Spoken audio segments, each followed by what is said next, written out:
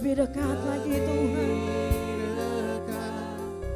Masuk dalam hadirat-Mu dan menikmati indahnya tempat kediaman-Mu. Aku lebih dekat dalam pelukan kasih-Mu. Tiada yang dapat memisahkan daku dari kasih-Mu. Daku dari kasih-Mu. Daku dari kasih-Mu.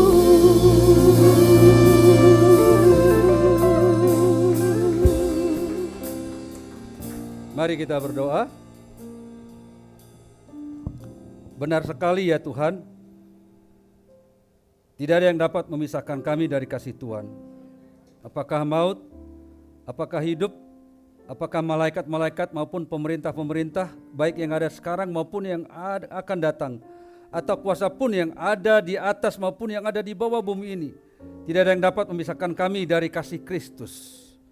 Terima kasih Tuhan, sedari tadi kami sudah bernyanyi bagi Tuhan, dan tibalah saatnya kami yang mendengarkan Engkau bersabda lewat hamba. Oleh sebab itu ya Roh Kudus, Engkau senantiasa bekerja di dalam hati dan pikiran kami, agar kami mengerti, tahu, dan menjadi pelaku firman Tuhan. Oleh sebab itu ya Tuhan, berfirmanlah, karena kami sudah siap mendengarnya hanya di dalam nama Tuhan Yesus. Mari yang sama-sama siap mendengarkan firman Tuhan, katakan amin. Amin. Silakan duduk. Shalom Aleihim. Masih ada yang lupa. Shalom Aleihim. Ya, baik. Kalau usi yang rasanya kita mau nyanyi terus ya. Ya, terima kasih buat pemain musik di bawah pimpinan siapa nih? Pak Pendeta. Terima kasih. Silakan duduk. Ya, hari ini tema kita adalah salah satu tema yang paling banyak dibicarakan oleh orang Kristen, yang paling banyak dibahas oleh pendeta, yaitu indah pada waktunya. Pertanyaannya, apa sih yang indah pada waktunya? Gitu ya.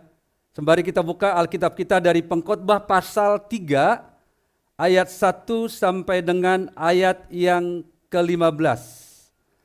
Pengkhotbah pasal yang pertama ayat 1 sampai dengan ayat yang ke-15. Tujuan dari tema ini adalah kita sama-sama belajar supaya kita dimampukan untuk bisa melihat hal-hal yang indah ketika kita hidup bersama dengan Tuhan, apakah itu hal-hal yang baik atau yang buruk. Karena banyak konsep orang yang indah itu adalah ketika saya bla bla bla bla. Gitu ya. Sekali lagi, tujuan tema hari ini adalah kita sama-sama belajar. Bukan hanya jemaat, saya juga sama-sama belajar untuk dimampukan bisa melihat yang indah ketika bersama dengan Tuhan meski keadaannya nggak baik. Mari kita baca, saya akan baca ayat yang ganjil, Bapak Ibu ayat yang genap. Nanti ayat 15 kita baca bersama-sama. Dari Pengkhotbah pasal 3 ayat 1 sampai 15 saya yang ganjil, Bapak Ibu jemaat genap. Nanti ayat 15 kita baca bersama-sama. Oke, kita sepakat, kita melihat handphone kita aja, siapa tahu nanti berbeda. Kita baca Alkitab terjemahan baru jilid 1. Untuk segala sesuatu ada masanya. Untuk apapun di bawah langit ada waktunya.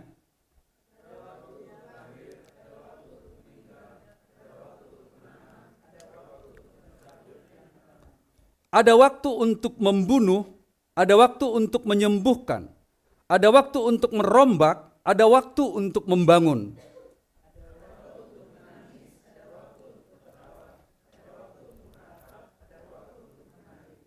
ada waktu untuk membuang batu, ada waktu untuk mengumpulkan batu, ada waktu untuk memeluk, ada waktu untuk menahan diri dari memeluk.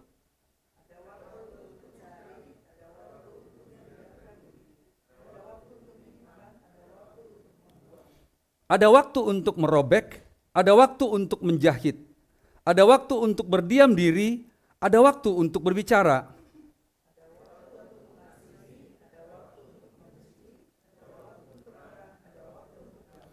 Apakah untung pekerja dari yang dikerjakannya dengan berjerih payah?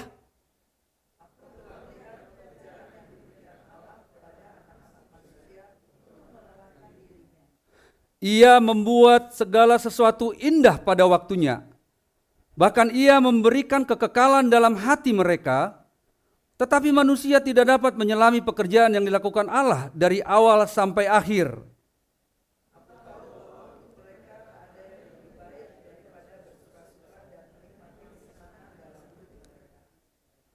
Dan bahwa setiap orang dapat makan, minum, dan menikmati kesenangan dalam segala jerih payahnya, itu pun juga adalah pemberian Allah.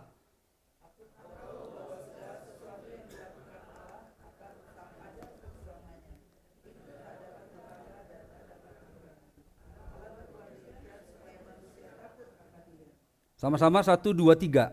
Yang sekarang ada, dulu sudah ada. Dan yang akan ada, sudah lama ada. Dan Allah mencari yang sudah layu. Ya, itulah pembacaan firman Tuhan buat kita pada siang hari ini. Yesus berkata, yang berbahagia adalah kita semua yang sudah membaca firman Tuhan dan yang telah merenungkan terlebih memelihara. Bapak Ibu, bacaan ini sering kita dengar ya. Bahkan kalau kita menerima undangan pernikahan atau ya undangan pernikahan lah, pasti di bawahnya pasti ada ayat ini. Tuhan membuat segala sesuatu indah pada waktunya. Bahkan mungkin ketika teman kita bermasalah, ada masalah di kantor, orang tua bermasalah dengan anak, terus kita dengar, atau mungkin kita yang berbicara, lalu kita katakan, sabar ya sis, sabar ya bro, sabar ya bu, sabar ya pak, nanti Tuhan akan membuat segala sesuatu indah pada waktunya. Bukan masalah benar atau tidak, tapi ketepatan penempatan kata itu, kita harus bisa tempatkan. Jangan sampai kita berpikir, oh kalau aku mengalami yang gak baik menurut banyak orang, berarti gak indah. Kalau menurut kebanyakan orang itu baik, berarti itu indah. Saya pernah berpikir bahwa yang indah itu pada waktunya adalah suatu saat akan datang di mana apa yang saya harapkan, apa yang saya impikan, apa yang saya gumulkan, apa yang saya doakan akan datang. Itulah yang disebut dengan keindahan. Sebaliknya, bila doa dan harapan saya tidak kunjung terjawab, itu berarti belum indah saatnya. Saya berpikiran seperti itu karena saya lihat ada beberapa orang yang kecewa saat harapannya belum terkabul dan tidak sedikit yang undur dari gereja, lama-lama undur dari Tuhan. Bahkan tidak sedikit orang di luar sana, orang Kristen yang hidupnya sangat terpola dengan pemikiran dogmatis bahwa semua ada waktunya dan semua akan indah pada waktunya. Coba dengar, semua ada waktunya dan semua akan indah pada waktunya. Saya nggak tahu apakah Bapak Ibu sedang berpikir semua ada waktunya dan semua akan indah pada waktunya. Semua ada waktunya ini adalah suatu pemikiran yang menimbulkan kesan tentang kepasrahan. Kalau toh juga waktu yang menentukan, tanpa usaha yang harus kita lakukan untuk mengubah atau mendapatkan sesuatu, untuk apa berharap kepada Tuhan? Kalau kalimat yang dikatakan tadi itu, untuk segala sesuatu memang ada waktunya. Kalau memang ada waktunya, oke kita stop. Toh juga nanti ada waktu untuk makan. Toh juga nanti ada waktu gajian. Toh juga nanti ada waktu di mana orang mengajak kita untuk kemana-mana. Toh juga nanti ada orang yang berbuat baik. Toh juga.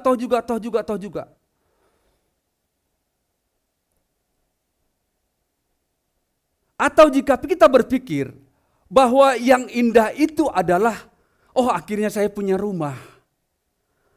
Akhirnya saya menikah juga. Akhirnya saya punya anak juga.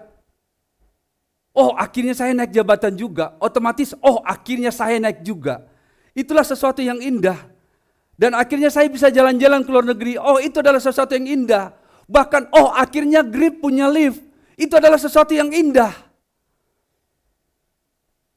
Kalau kita berpikir bla bla bla bla bla bla yang tadi itu, sebenarnya kita sedang terjebak dalam konsep berpikir yang tidak pas. Dan otak kita sudah terkunci bahwa yang menjadi harapan, doa, dan pergumulan saya adalah punya itu dan punya ini. Itu baru indah. Sekali lagi, kita sedang terjebak di dalam pola berpikir yang tidak pas. Ketika saya naik jabatan, ketika saya naik gaji, ketika saya akhirnya punya anak, ketika saya akhirnya punya mobil, bahkan ketika Grip punya lift, itulah yang indah. Kalau saya belum punya anak gak indah. Kalau saya belum naik jabatan gak indah. Kalau si Usi yang mimpin pujian gak indah. Sekali lagi, kita sedang terjebak dengan pola berpikir yang tidak pas dan otak kita sudah terkunci karena harapan dan doa kita selama ini adalah punya ini, punya itu, punya ini, punya itu. Jika belum, Nangkap di sini Bapak Ibu? Nangkap?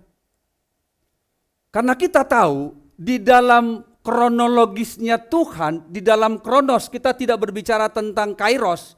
Di dalam kronologisnya Tuhan, ada kedaulatan Sang Pencipta, ada kedaulatan Tuhan yang terselubung di balik semua yang terjadi, dan ada waktu yang tepat untuk segala yang kita inginkan dan perlukan. Coba Bapak Ibu, mari kita lihat ayat 1 dalam bacaan kita. Kita baca sama-sama ya, ayat 1 dalam bacaan kita. Maaf. Mari kita baca ayat 1 sama-sama. 1, 2, 3. Untuk segala sesuatu bahwa segalanya bisa terjadi dan manusia tidak berkuasa atas apa yang terjadi. Contoh, bisa nggak manusia menghambat kematian? Nggak usah kematian deh. Bisa nggak manusia menghambat usus buntu? Bisa nggak manusia menghambat asam lambung? Nggak usah asam lambung, agak sedang. Yang paling kecil. Bisa nggak manusia menghambat flu? Bisa nggak? Oh bisa, dengan minum vitamin, minum suplemen, bla bla bla bla bla bla. Bisa.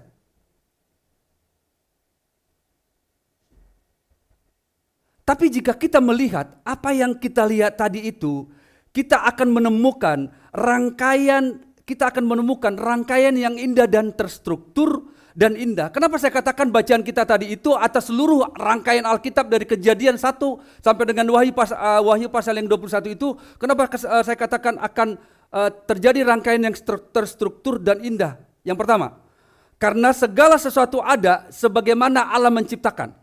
Itu yang pertama. Kenapa saya katakan terstruktur dan indah? Karena segala sesuatu terjadi sebagaimana Allah telah menetapkan, bukan sebagaimana tampaknya bagi kita atau sebagaimana yang ada di hadapan kita. Jadi Bapak Ibu, jangan ngoyo ketika kita berharap sudah berlutut sebulan, sudah berlutut 2 bulan, sudah berlutut 3 bulan. Kalau doanya diterima berarti sebentar lagi aku akan menerima doa. Ingat, sebelum Tuhan menetapkan untuk kita menerima jawaban doa, sebelum Tuhan pokoknya begini gitu, kita nggak bisa katakan, Tuhan kalau dia diberkati, aku diberkati, kita nggak bisa mengatakan begitu. Karena segala sesuatu Tuhan tetapkan sebagaimana waktunya dia, bukan waktu kita. Amin. Sekali lagi, Tuhan menetapkan bukan sebagaimana waktunya, bukan sebagaimana waktu kita, tapi sebagaimana waktu Tuhan. Artinya bahwa apapun yang ada di dunia ini, bukan oleh siapapun dan bukan karena kebetulan. Kemarin ada acara 7 bulanan, ada ponakan, ada sedikit perdebatan. Karena saya baca Kejadian 1 ayat 26, berfirmanlah Allah, baiklah kita menjadikan manusia menurut gambar dan rupa kita, supaya mereka berkuasa atas ikan-ikan laut, burung-burung udara, bla bla bla bla bla bla. Ponakan saya ini hamil inseminasi. Inseminasi itu apa? Bayi tabung ya? Iya bayi tabung. Dan dia bayi tabung di Penang. Lalu saya katakan, dia ada karena Tuhan. Pak, ngapain jauh-jauh? Kalau itu juga gambling. Oh, banyak orang inseminasi bolak-balik. Artis kita bolak-balik inseminasi, nggak jadi-jadi. Betul. Dia hanya sekali atau 2 kali ke Penang, jadi. Lantas orang berbondong-bondong ke Penang, belum tentu. Belum tentu. Kalau Tuhan belum mengatakan, yes, your time. Nggak ngoyo pun jadi-jadi. Ngerti ya? Jadi Tuhan sedang mengajak kita untuk melihat segala sesuatu bukan dalam sudut pandang kesementaraan. Bukan dalam sudut pandang yang Tuhan boleh dong. Oke, sekarang saya mau ajak kita untuk ketika kita berdoa, dan ketika doa kita dijawab, bahkan ketika kita berdoa, doa kita selalu dijawab. Ketika kita berdoa, doa kita selalu dijawab. Oke? Misalnya begini, siapa yang hari ini bergumul untuk kesehatan? Jujur, saya angkat tangan. Kita sehat, amin? Sehat. Saya berdoa untuk keuangan, Tuhan kasih uang. Oke. Saya berdoa, besok saya keluar negeri. Oke, saya besok keluar negeri. Kita berpikir, kalau saya berdoa ketika saya sakit sembuh, udah deh. Saya makan sembarangan, saya minum yang 40%. Oke? Tiba-tiba Pendeta Yosua Jab kenal Pendeta Edi Barus. Pendeta Edi Barus kemarin kena serangan ya Pak ya. Kalau doa kita dijawab, kemudian Pendeta Edi Barus berdoa, Tuhan sembuhkan sakitku sembuh. Oke. Dan Tuhan sudah ponis kita 3 bulan yang akan datang. Dokter sudah ponis. Tapi begitu kita berdoa sembuh. Pertanyaan, lama-lama butuh Tuhan atau tidak? Enggak. Karena apa? Karena kamu berdoa dipenuhi. Kamu berdoa dipenuhi. Jadi Tuhan enggak terikat dengan doa kita. Sekali lagi saya katakan.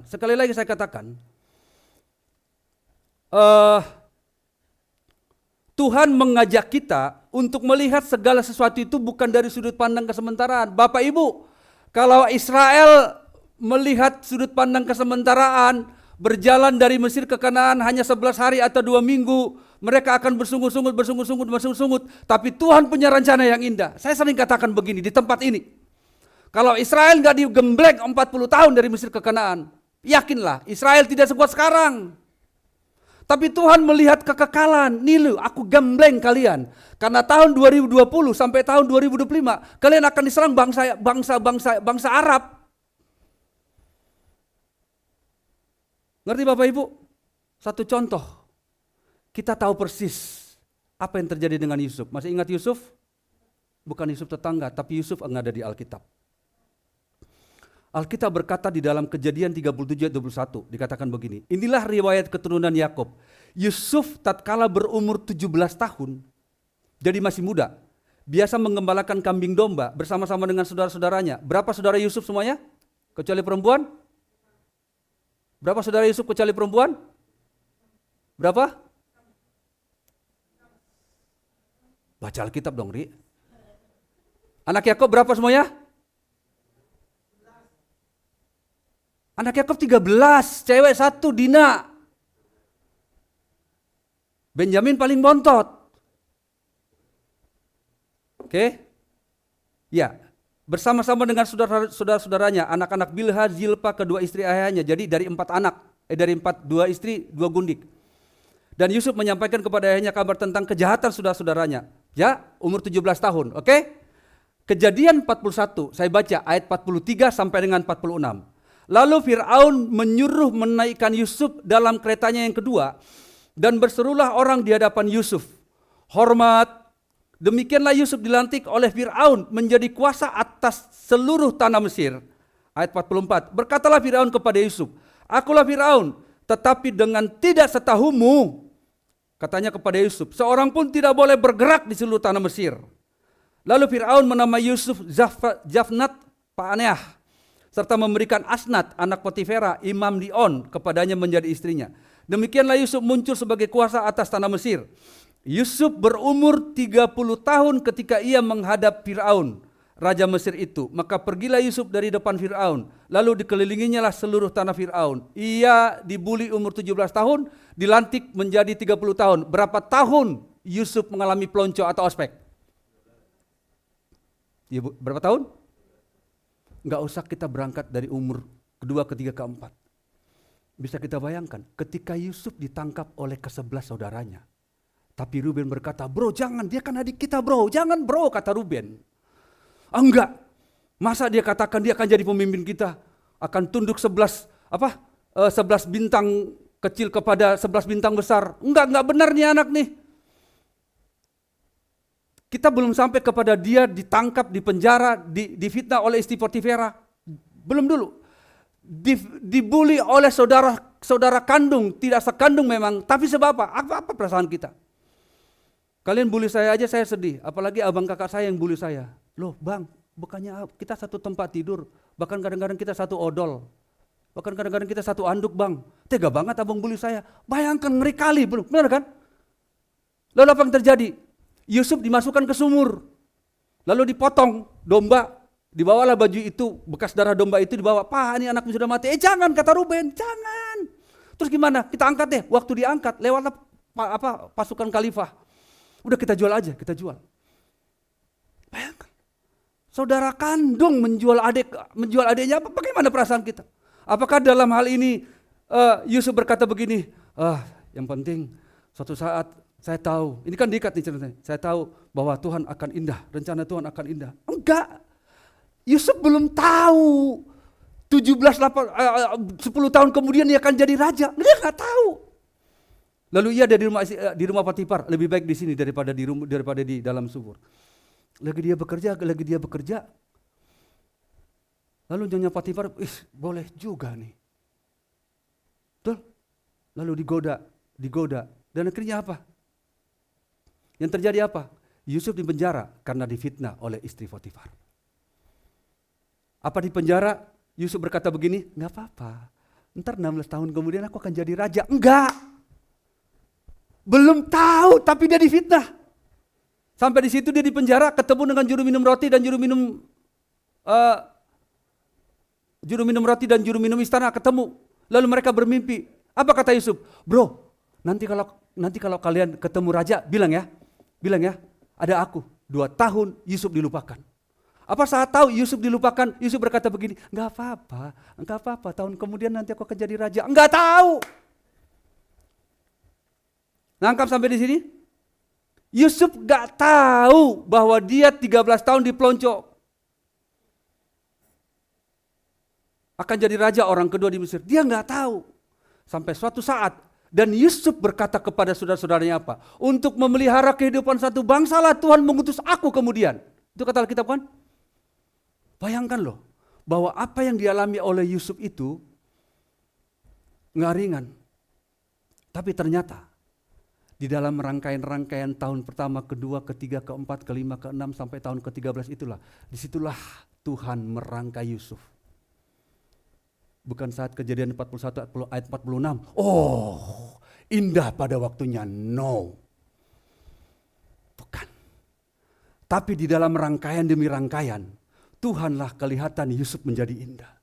Jadi tahun pertama ketika ia dibuli oleh abang-abangnya, disitulah letak keindahan rencana Tuhan. Kenapa saya katakan begitu? Sekaligus pertanyaan kita, bagaimana kita tahu segala sesuatu itu indah pada waktunya? Abed coba buka Yeremia pasal yang ke-33. Yeremia 29 ayat yang ke-11. Kita baca sama-sama ya. Yeremia 29 ayat 11. Oke, ini dia. Ini poin pertama, bagaimana kita tahu bahwa segala sesuatu itu akan indah pada waktunya. Kita baca sama-sama. 1, 2, 3. Sebab aku ini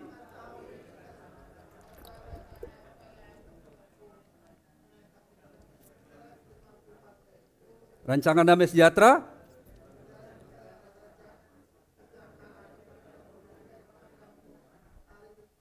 Ya. Sebab aku ini mengetahui rancangan-rancangan apa yang ada padaku untukmu. Oke? Tuhan punya rancangan, Tuhan punya agenda. Buat saya, buat Tante Ana, buat istriku, buat Om Sandy, buat Kak Lina, buat Pak Yosua, buat kita semua. Terus kita kepo, Tuhan boleh tahu dong rencana apa yang terjadi atasku. Kamu gak perlu tahu kata Tuhan. Kalau Kak Novi tahu rancangan apa yang terjadi sama Kak Novi nggak manjat rambutan. Benar? Maka Kak Novi kemarin akan diam di rumah dan nggak manjat rambutan. Betul? Kita nggak perlu tahu rancangan Tuhan. Yang kita tahu rancangannya adalah rancangan apa? Tapi kadang-kadang Tuhan, aku gimana ya Tuhan? Tuhan tahun depan apa ya? Tahun depan mataku bisa melihat ya, kata udah. Pokoknya rancangan Tuhan rancangan yang indah. Kapan? Ya saat itu rancangan indah. Bisa kebayang nggak?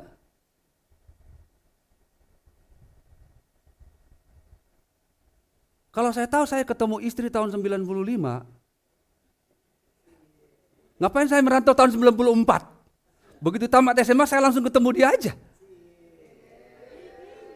Kan jarang-jarang dia di sini, biasanya ngajar sekolah minggu kan? Kayak saya grogi nih. Lihat ini. Enggak, kita harus tahu loh. Tapi kadang-kadang kita Tuhan ini aku kapan sih kawannya Tuhan? Kapan sih aku dilamar? Kapan sih aku melamar? Enggak perlu tahu. Karena apa? Karena yang penting rancangan Tuhan itu adalah rancangan yang indah, rancangan damai sejahtera, bukan rancangan kecelakaan. Tega banget Tuhan merancang kita. Atau kita berpikir begini, tega banget Tuhan. Kalau boleh kok jatuh dari pohon rambutan, tega banget gitu Tuhan. Enggak, sorry.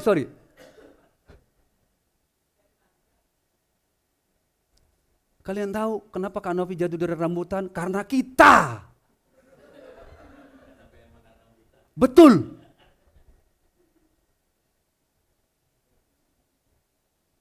Harusnya kita lah yang jatuh. Bukan. Tapi pasti segala sesuatu ada maksud Tuhan. Jadi kita nggak perlu tahu Bapak Ibu, Tuhan aku tahun depan jadi apa, Gary berkat ini jadi apa, kapan selesai liftnya, ya udah biarin aja. Berjalan, yang penting kita ada di dalam lingkup dan relnya Tuhan. Amin. Kalau kita tahu bahwa rancangan Allah adalah rancangan damai sejahtera, ya udah aku berjalan. Berjalanlah sebagaimana kamu jadi karyawan yang baik, berjalanlah sebagaimana kamu pelayan yang baik, berjalanlah aku sebagai suami yang baik, wakil gembala yang baik, istri yang baik. Terus apa lagi? Penyanyi yang baik, apalagi anak yang baik, ibu yang baik, mertua yang baik, berjalan. Kita nggak perlu katakan Tuhan, kapan aku jadi begini? Kapan aku punya begini? Kapan aku punya begini? Kalau aku terus berpikir Tuhan, kapan aku punya rumah? Kapan aku punya rumah? Kapan aku punya rumah? Aduh. Padahal tiap hari aku jualan rumah ke orang. Ya aku di properti. Aku nggak akan selera menjalani hidup ini. Tuh. Pak Yosua tahu nggak? Ketika Pak Yosua akan pindah kantor, kemudian ada hal yang tidak baik, kemudian pindah kantor sekarang, posisinya jadi baik. Nggak ada yang tahu. Nggak ada yang tahu. Nggak ada yang tahu. Tahun 77, semua tetangga bersedih dan hampir berapa lama tetangga datang ke rumah kami untuk membantu kami. Karena tahun 77 ayah saya meninggal, kami 8 orang, anak saya yang paling kecil. Orang berkata begini, akan jadi apa anak-anak ini? 8 orang kami, kakak tertua umur 19, ibuku baru berumur 38 tahun. Jadi umur kakak saya dengan umur mama saya hanya beda 19 tahun. Zaman dulu. Boleh diikuti, boleh tidak. Orang berkata, akan jadi apa mereka? Masih kecil. Aku 4 tahun, kakakku 6 tahun, 22 tahun. Ibuku lahir dari opungku orang kaya. Orang pertama yang punya mobil di Kabupaten Simalungun, Pematang Siantar. Tapi ibuku gak tahu apa-apa padahal anak tertua. Di rumah kami banyak katanya menumpang, saudara-saudara dari kampung dari mana-mana, banyak menumpang, ini ada istri. Tapi ketika papaku meninggal semuanya pergi. Orang masih bertanya, akan jadi apa mereka? Ada satu lagu Batak, lagunya begini. Basado Tuhani. Penyanyi pasti tahu itu. Bahasa Indonesianya nggak ada yang mustahil bagi Tuhan. Dari 8 orang anak, hanya 2 yang nggak sarjana. Anak pertama, anak kedua. Karena mereka putus kuliah dan putus sekolah. Mereka berdua cari makan untuk kami, adik-adiknya 6 orang. Dari anak ketiga sampai dengan saya anak ke-8 semua sarjana. Aku pikir kalau bapak saya masih hidup jangan-jangan kami berantakan. Karena bapak saya kerjanya bendahara di Rindam 2 Bukit Barisan Pematang Siantar. Tahu bendahara? Mungkin 2-3 tahun kemudian bapak saya kena tangkap. Kami jadi antah berantah. Kami akan dicap anak koruptor selamanya. Tapi Tuhan bilang tahun 77, enggak, Fritz Siahaan. Nama papa saya keren, Fritz Siahaan. Kamu tanggal 4 bulan 7 harus saya panggil. Mungkin kalau papa saya tahu agendanya, karena Sabtu papa saya untuk membagikan gaji kepada karyawan tanggal 4. Jadi ternyata dari dulu pegawai negeri itu tanggal 4 sudah gajian. Lalu ibu dan opung saya, mama dari mama saya berkata begini, enggak usah pergi. Terus bapak saya bilang begini, enggak, saya harus memberikan gaji kepada karyawan, ada ratusan orang. Dia belum sampai ke Rindam 2 Bukit Barisan, hanya berjarak 1 kilometer dari rumah ke Rindam 2 Bukit Barisan. Setengah kilometer kemudian papa saya ditabrak bis, mati di tempat. Kalau papa saya tahu agendanya Tuhan, Fritz, bahwa kamu akan meninggal 4 Juli tahun 77, papa saya nggak akan pergi. Nangkap? Tapi kita nggak perlu tahu apa agendanya Tuhan buat kita. Yang kita tahu adalah rancangan Tuhan pada kita, pada saya, pada kita semua. Ada 350 orang di tempat ini. Adalah rancangan yang indah, damai sejahtera, bukan rancangan kecelakaan. Jadi tahu ini, tahu. Karena rancangan Tuhan adalah rancangan yang indah, damai sejahtera. Apapun yang kita alami itu indah. Apapun yang sedang kita alami sekarang itu sejahtera, amin. Itu poin pertama. Jadi gak perlu tahu apa maksudnya Tuhan ya. Yang penting kita jalani, amin, sepakat? Sepakat? Yang kedua, coba kita buka. Ini terkenal ayatnya, Roma 8 ayat 28. Kita baca sama-sama. Roma 8 ayat 28. Roma 8 ayat 28. Oke, 1, 2, 3. Kita tahu sekarang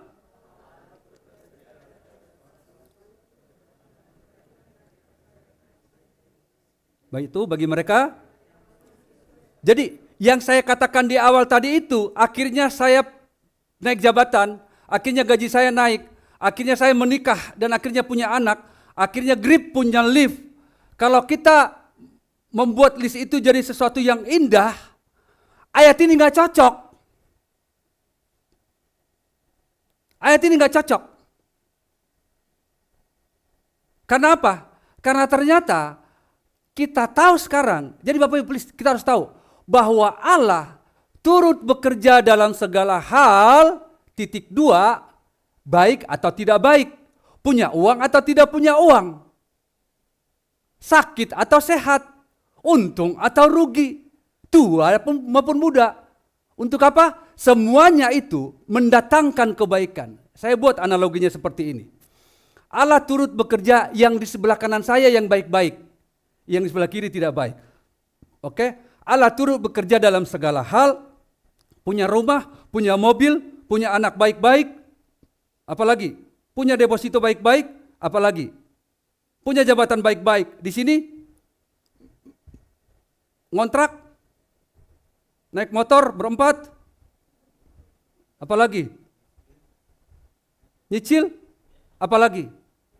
Tapi yang bilang sakit gara-gara lu minum 40%, jangan. Itu nggak mendatangkan kebaikan. Apalagi? Tapi ternyata Allah berkata begini, kita tahu sekarang bahwa Allah turut bekerja dalam segala hal. Untuk apa? Muaranya, untuk apa? Baca baik-baik, untuk apa? Sekali lagi, untuk apa? Jadi harus tahu, poin pertama tadi apa? Bagaimana supaya kita tahu segala sesuatu indah pada waktunya? Yang pertama tadi apa? Bahwa rancangan Allah pada kita adalah rancangan damai sejahtera, bukan rancangan kecelakaan. Yang kedua, bagaimana supaya kita tahu Allah turut bekerja dalam segala hal adalah bahwa bagaimana supaya kita tahu bahwa segala sesuatu akan indah pada waktunya? Bahwa Allah turut bekerja dalam segala hal untuk mendatangkan kebaikan. Jadi baik kita punya duit atau enggak punya duit, muaranya, ujungnya adalah kebaikan. Jadi ketika kita punya duit, kita nggak boleh pongah Bapak Ibu. Kan? Siapa gue? Makanya pintar-pintar cari duit. Kita nggak boleh begitu. Ataupun ketika kita nggak punya duit, aku begini Tuhan, ngeri kali Tuhan, nggak cocok. Enggak. Tetap lakukan peranmu. Apakah kamu sebagai karyawan, sebagai ibu, sebagai pelayan, sebagai apapun, tetap lakukan peranmu. Maka ujungnya Allah akan mendatangkan kebaikan. Ingat itu, kebaikan bagi siapa? Bagi mereka yang mengasihi Dia. Yaitu bagi mereka yang terpanggil sesuai dengan rencana Tuhan. Jadi Bapak Ibu mengerti kira-kira bahwa indah pada waktunya itu. Kita tidak berbicara ketika saya punya ini, ketika saya punya itu, akhirnya ketika saya Grip punya lift, itu indah. No. Ketika Yusuf dibentuk selama 13 tahun. Bahkan kita tahu Daud udah dilantik oleh Samuel, udah diurapi oleh Samuel. Berapa tahun kemudian baru ia menjadi raja. 2 kali dia mau dibunuh oleh Saul.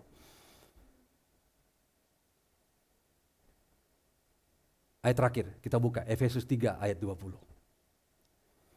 Enak dengar ayat terakhir ya. Kita baca sama-sama. Nih, saya senang ayat ini, berhubungan dengan tema kita hari ini. Kita baca, jangan pelan-pelan, tegas dong. Dan nyatakan ini terjadi sama kita, amin. 1, 2, 3. Bagi Dialah yang dapat melakukan jauh lebih banyak dari apa yang kita doakan atau pikirkan. Tuh, seperti apa?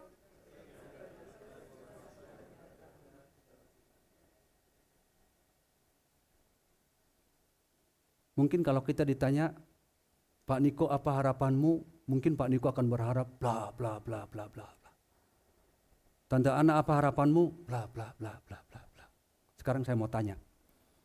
Ketika kuasa Tuhan besar, terus Pak Niko apa harapanmu? Lalu ada list. Tante Ana apa harapanmu? Lalu ada list. Kakak siapa yang pakai kacamata waktu kita Natal datang? Siapa kak? Kak Evi Ayu. Oh. Kak Ayu aja ya. Happy Ayu. Oke. Ketika Kak Evi Ayu punya list permohonan seperti ini. Oke. Terus ketika Bung Sandy punya permohonan seperti ini. Ketika pemain musik kita punya permohonan seperti ini. Lalu tiba-tiba ketika Bang Ago ingin punya permohonan seperti ini. Tuhan katakan, stok gua udah habis, sorry go.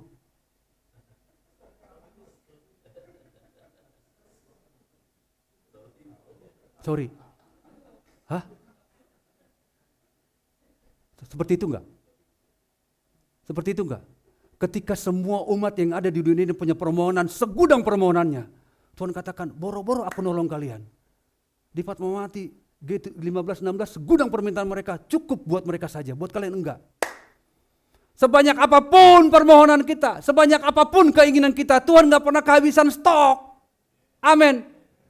Bagi Dialah yang dapat melakukan jauh. Emang yang berdoa siapa aja? Cuman kita Grip yang berdoa? Enggak, seluruh dunia berdoa. Tapi stok enggak habis. Karena Tuhan bisa membuat jauh lebih banyak dari apa yang kita pikirkan. Berapa sih yang bisa kita pikirkan? Paling apa? Paling apa yang kita pikirkan?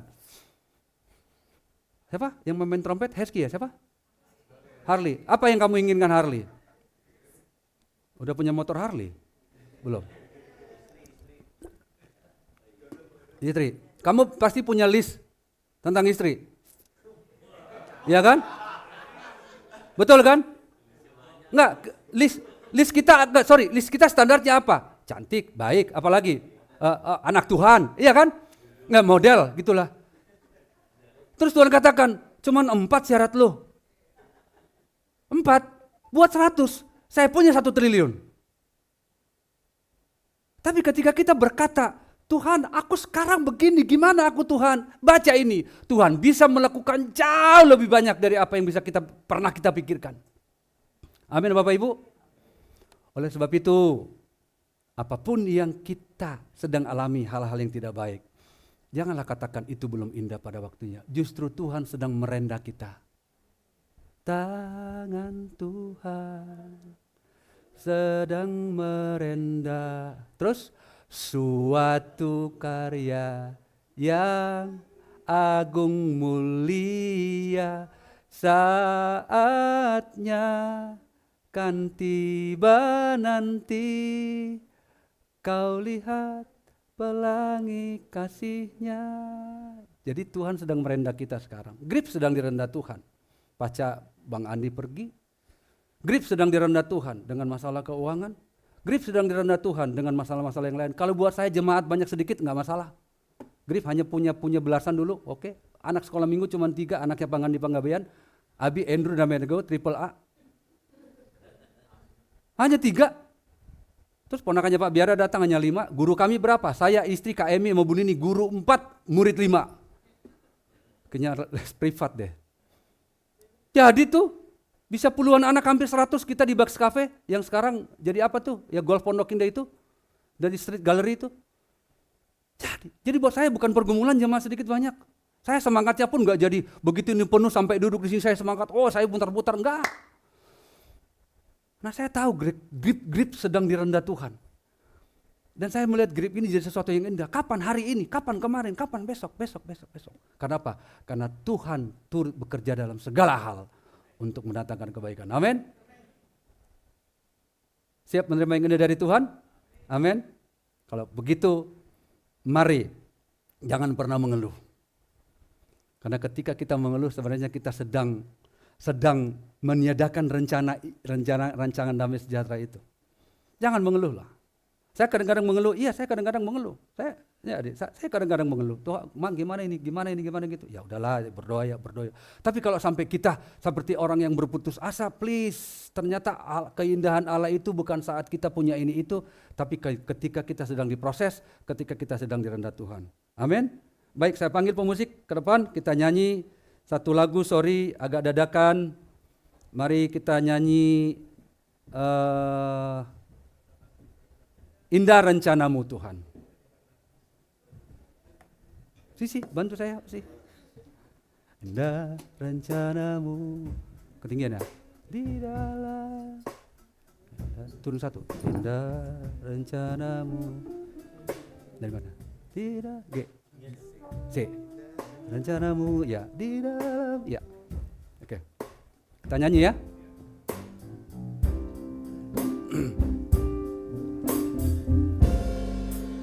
Indah rencanamu Tuhan di dalam hidupku, walau ku tak tahu dan ku tak mengerti segala jalanmu. Dulu ku tak tahu Tuhan, berat ku rasakan, hati menderita dan ku tak berdaya menghadapi semua. Tapi ku mengerti sekarang, Kau tolong padaku. Kini ku melihat dan ku merasakan indah rencanamu. Tapi ku mengerti sekarang. Tapi ku mengerti sekarang, Kau tolong padaku. Kini ku melihat dan ku merasakan. Kita nyanyi sekali lagi ya. Indah rencanamu. Kita nyanyi dari awal. Indah rencanamu Tuhan. Indah rencanamu Tuhan di dalam hidupku,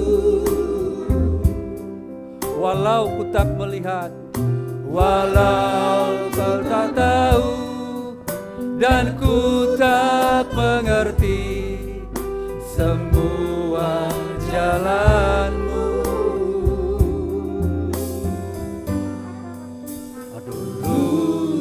Tak tahu Tuhan, berat ku rasakan,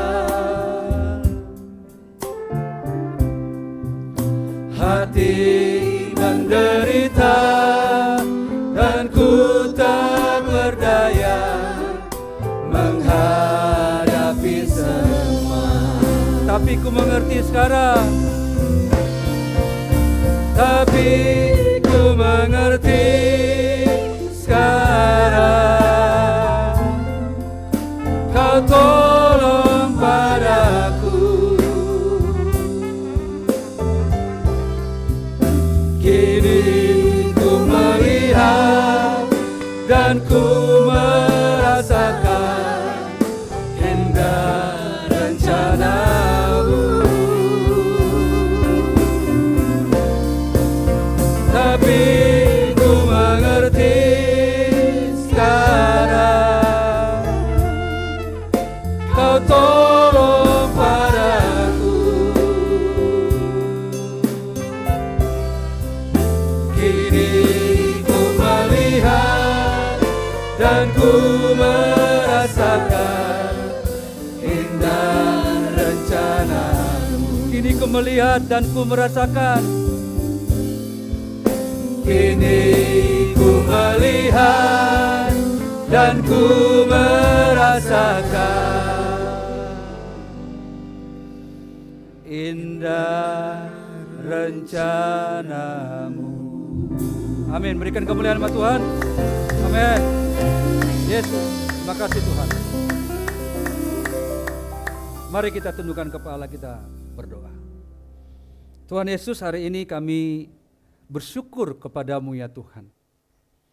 Kami kembali diingatkan oleh firman-Mu bahwa ternyata indah pada waktunya itu bukan ketika kami sudah punya rumah, jabatan yang tinggi, uang yang banyak, list job yang sudah terjadwal. Akhirnya kami punya lift. Hari ini kami diingatkan oleh hamba-Mu Yeremia bahwa rancangan-rancangan-Mu kepada kami itu adalah rancangan damai sejahtera,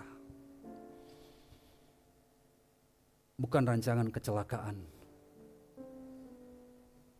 Dan hari ini kami diingatkan pula bahwa apapun yang kami alami sekarang, suka ataupun duka, tertawa ataupun menangis, punya uang atau tidak punya uang, list job bahkan belum ada atau banyak list dari job kami.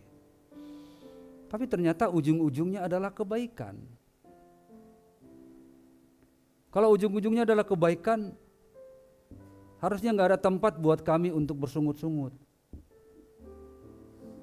Karena ternyata semuanya mendatangkan kebaikan. Jika selama ini kami, konsep berpikir kami kurang pas, karena kami sudah terdogma bahwa ketika doa kami terkabul akan ini itu, punya ini itu. Ketika itu belum terkabul, kami berpikir belum indah. Lantas hidup kami pun jarang senyum, flat. Nah, kami diingatkan ya Tuhan, bahwa apapun yang terjadi, di dalamnya ada rancangan Tuhan, rancangan sukacita dan damai sejahtera. Dan yang kedua, kami diingatkan pula bahwa segala sesuatu itu mendatangkan kebaikan. Terima kasih ya Tuhan atas firman-Mu ini, untuk kami bisa melangkah dengan yakin dan pasti, meskipun kami belum melihat jawaban dari doa, meskipun kami masih belum punya ini dan itu, tapi di dalamnya ada Tuhan. Dan kalau di dalamnya ada Tuhan, ada damai sejahtera. Dan kalau di dalamnya ada damai sejahtera, ada keindahan. Even itu, doa belum terjawab.